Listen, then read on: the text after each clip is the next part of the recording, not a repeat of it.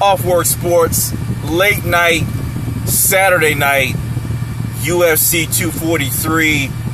The main card featured Israel Adesanya versus Rob Whittaker over in the beautiful Australia. If you haven't been there, check it out. It's kind of like California.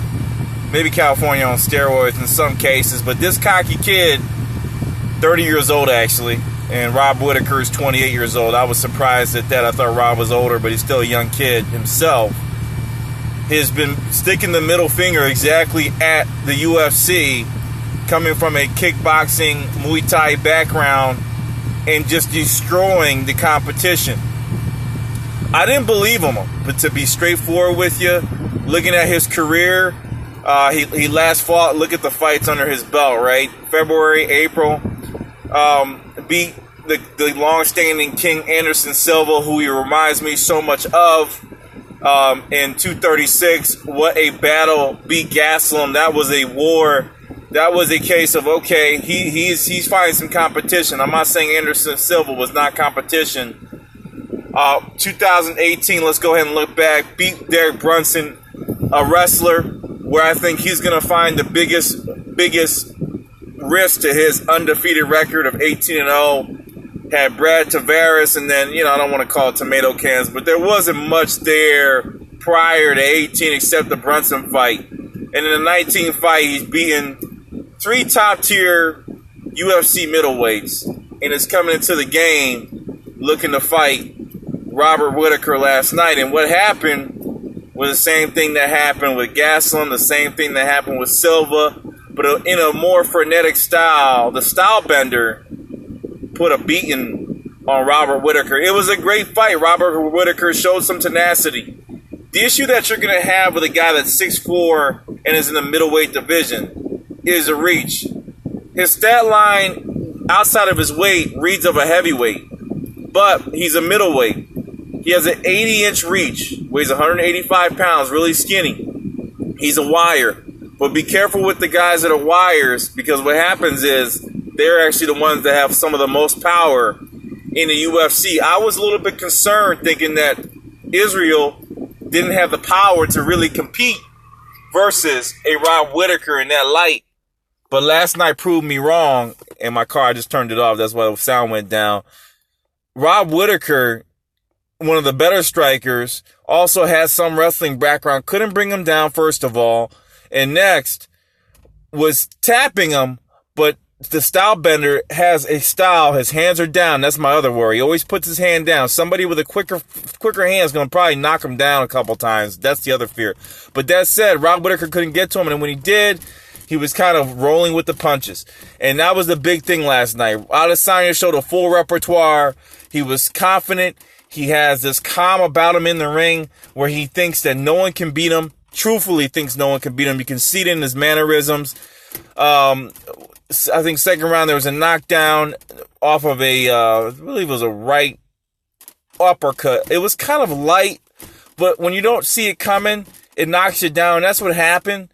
And Rob Whittaker was knocked down, and then we got the third round where it just came all into fruition. Rob would never recover from that hit. That one knockdown in the second round, that probably made the fight. It was ended there because it was a clear knockdown. He was going to be not knocked out, but came back, did okay, and then the final knockout was appeased, and Rob Whittaker, the fight was over. That said, he has now proven to me he's beaten top-tier talent, that he's a player, definitely a player in the middleweight, obviously the champion now.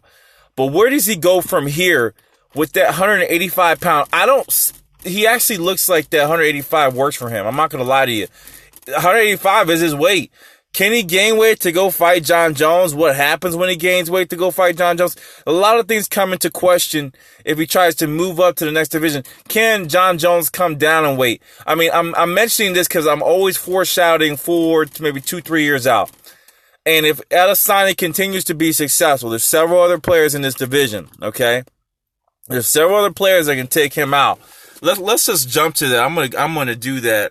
I'm going to go ahead and jump to the UFC middleweight division. I'm going to see who the players are. There's still some competitors out there that could really cause him some damage. And I believe one of those, Yeah, I was trying. There we go. Paulo Costa. See, he still has a couple of fighters, right? It's going to be, Paulo Costa is one of those guys. Yoel Romero, Souza could be dangerous. Weidman. Yeah, there's still several guys that he is going to have to fight to truly call himself the best. And if I were a money man, like the money man is for the UFC owner, I'm thinking I'm going to take Adesanya and try to move him up because Costa is a scary fight for him. Very scary. Yoel Romero is a scary fight for him. Souza is there. Can Weidman come back? Uriah Hall still struggling, 14-9. He's exciting to watch. That's why he's still in the UFC. I like watching him as well. I really don't see. Jocko is another one, not too bad. Akhmedov is coming up. I mean, there's several players here. He could stay here and try to dominate this division. Edmund Shabaza, he's trying to come up. Carl Robertson, no. Yeah. So, other than right now, competitors, because the guys that are coming up, it's going to take them 3-4 years, and that may be too long for Adesanya. It's going to be quite easier for me. You go for an easier fight with Jared Cannonier, and maybe that, another warm-up, and then roll him up into either a Romero or Costa fight. That will be very, very dangerous for Adesanya. Even though Romero took the loss to Whittaker, I feel he can do a lot more damage to Adesanya, especially with the hands down, no hand movement. Hands down head movement that is almost scary because you saw it. They touched him. He just wasn't able to complete. So he takes the champion out. He moves up.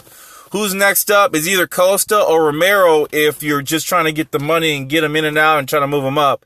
If you're smart about it, you give him a Conyer, you give him one of these guys, Jack Hermanson or maybe even a Weidman. Give Weidman another chance back, fight Adesanya, and then you move him up. Then you move him up to that big fight, maybe a championship with Costa.